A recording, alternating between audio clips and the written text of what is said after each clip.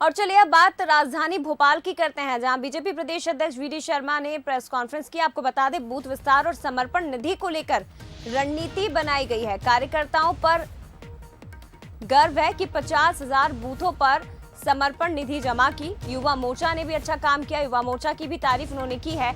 21,000 लोगों से समर्पण निधि जमा की गई है। रिटायर्ड सैनिकों ने भी समर्पण राशि जमा की। 6 अप्रैल को प्रधानमंत्री मोदी बूथ स्तर पर इस पर चर्चा भी करेंगे। तो प्रेस कॉन्फ्रेंस की आपको बता दें कि आज वीडी शर्मा की अध्यक्षता में महत्वपूर्ण बैठक बीजेपी प्रदेश कार्यालय में हुई और उसके बाद उन्होंने प्रेस कॉन्फ्रेंस करके इससे जुड़ी तमाम जानकारियां दी। 6 अप्रैल भारतीय जनता पार्टी का स्थापना दिवस से 14 अप्रैल बाबा साहब अम्बेडकर के जन्म जयंती तक माननीय प्रधानमंत्री जी ने आह्वान किया है। उस आह्वान को लेकर के भी आज इस बैठक के अंदर चर्चा हुई है कि हम सब लोग मिलकर के जो हमने डिजिटल बूथ बनाए, लगभग 13 लाख से ऊपर लोगों का डाटा हमारा बूथों का जो ऑनलाइन हमारा हुआ और बूथों पर हमारे जो सक्षम बूथ बनाए, तो माननीय प्रधानमंत्री 6 तारीख को भारतीय जनता पार्टी देश के कार्यकर्ताओं का उनका सीधा संबोधन होगा। हमारा प्रयास है कि प्रत्येक बूथ पर माननीय प्रधानमंत्री जी के 6 अप्रैल के स्थापना दिवस के कार्यक्रम में माननीय प्रधानमंत्री को मध्य प्रदेश के जो हमने 92% से ऊपर हमारे बूथ डिजिटल बन गए, 60,000 से ऊपर, और बाकी हमारे जो बूथों पर सीधे माननीय प्रधानमंत्री को बूथ बूथ पर लोग सुने। चलिए, और क्या कुछ कहा गया है प्रदेश अध्यक्ष वीडी शर्मा की तरफ से, ये जानकारी हम लेंगे। सीधे रुक करते हैं, एग्जीक्यूटिव एडिटर मनोज सैनी जी हमारे साथ लाइव जुड़े हैं, सीधे उनका रुख करते हैं। मनोज जी, आज महत्वपूर्ण बैठक प्रदेश बीजेपी कार्यालय में हुई थी, लेकिन प्रेस कॉन्फ्रेंस की वीडी शर्मा ने। जानना चाहेंगे आपसे कि इस बैठक में किस तरह की रणनीति समर्पण निधि को लेकर तैयार की गई है, बूथ विस्तार को लेकर बीजेपी आगे क्या कुछ कदम उठाने जा रही है, क्या कुछ इस बैठक से निकल कर आया?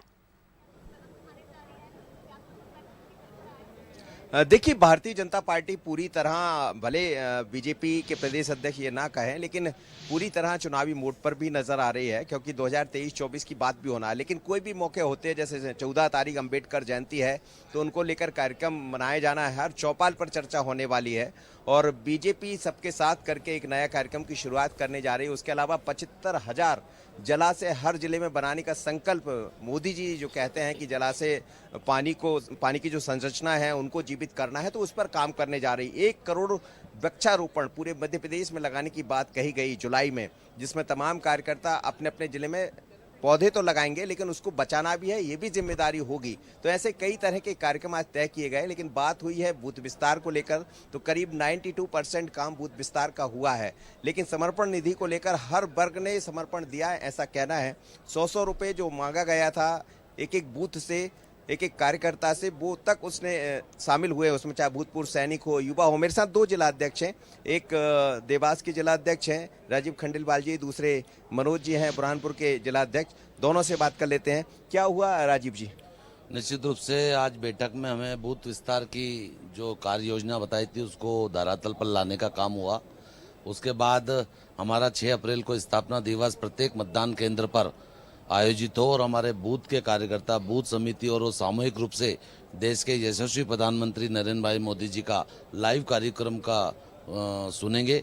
इस प्रकार की एक वृहद योजना मध्य प्रदेश में बनी है और सब कार्यकर्ताओं को सामूहिक रूप से हमारे देश के शक्तिशाली नेता यशस्वी प्रधानमंत्री नरेंद्र भाई मोदी जी को सुनना है हमको। मतलब ये माना जाए कि मोदी के नाम पर ही फिर आप लोग आगे बढ़ने की तैयारी कर रहे हैं 2023-24 के लिए भी।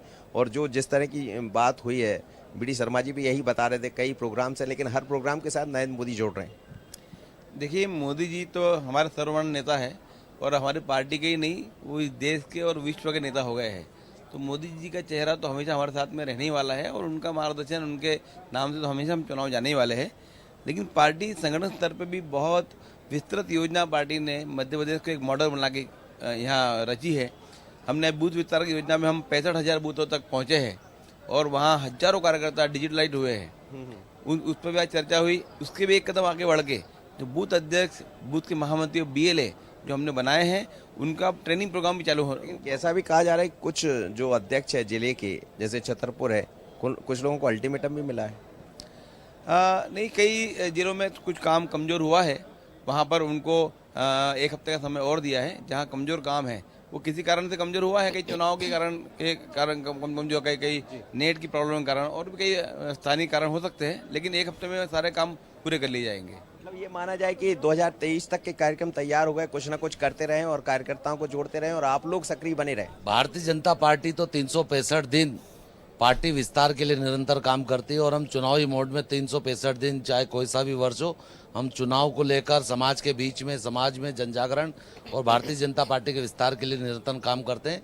पार्टी ने जो माइक्रो मैनेजमेंट के साथ नीचे बूथ की पकड़ बनाने का जो अभियान लगाया है और 51% वोट प्रत्येक मतदान केंद्र पर प्राप्त हो, इसके लिए जो कार्य योजना बना रहे हैं उसमें हम सब लोग पूरी मेहनत के साथ लगे और मुझे लगता है कि आने वाले दिनों में मध्य प्रदेश में 51% वोट का जो संकल्प है उसको पूर्ण करने के लिए पार्टी कार्यकर्ता नीचे तैयार है। तो जैसा जया आप बिल्कुल, लगातार जो बैठकें हो रही है मनोज जी, इसे आने वाले चुनाव से जोड़कर ही निश्चित तौर पर देखा जाएगा। फिलहाल धन्यवाद आपका तमाम जानकारी के लिए, तमाम बातचीत के लिए। तो आपको बता दें कि प्रदेश अध्यक्ष वी डी शर्मा ने आज एक महत्वपूर्ण बैठक की थी, उसके बाद उन्होंने प्रेस कॉन्फ्रेंस की।